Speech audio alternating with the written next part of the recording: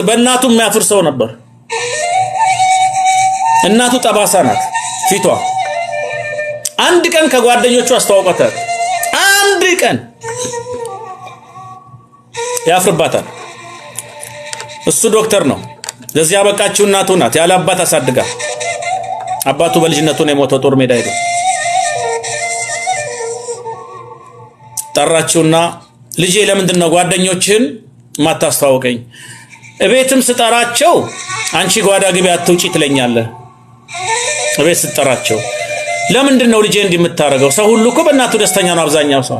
አይ እናቴ ፊትሽ ጠባሳ ስለሆነ ጠባሳ ልጅ ይሉኛል ብዬ ነው አላት።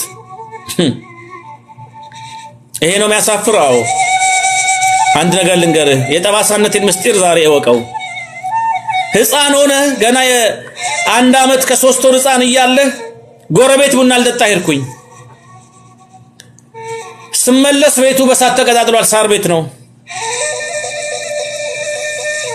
ወየው ልጄ ብዬ እየሮጥኩኝ አንተን ለማዳን እቅፍ አድርጌ ልወጣ ስል እሳቱ ፊቴ ላይ ወደቀ። ላንተ የመጣ እሳት ፊቴ ላይ ወርቆ አንተ ተርፈሃል። ያንተ የዛሬ ውበት የኔ የፊቴ መጠበስ ነው አለች። ልቡ ተነካ፣ አለቀሰ ይላል። ከዛን ቀን ጀምሮ እናቱን አደባባይ ላይ ይዞ እዚህ ላይ የምታዩት ውበት እሷ የሰጠችኝ ነው፣ የሷ ጠባሳ ደግሞ የኔ ነበረ፣ ተቀያይረን ነው እያለ እናቱን በአደባባይ ማክበር ጀመረ። በህይወት ዘመናችሁ ውስጥ መነካት ያስፈልጋል። ቤተሰቡን የማይወድ እናቱን ቦታ የማይሰጥ ዛሬ ሁሉ ጊዜ ዘላለም የሚኖሩ የመሰላቸው 40 ዓመትም ላይ ሁሌ ማሙሽ የተባለ መኖር የሚፈልግ ሰዎች ልጅ ሊኖር ይችላል። ግን እንዳይመስላችሁ ጊዜ ሳይቀድማችሁ ጊዜ እንቅደሙ። ጸጸቱን መሸከም አትችሉም። ነገ ላይ ወየው ይሄን አድርጌ ቢሆን ኖሮ ከሚል ጸጸት እንድትድኑ ነው። ግን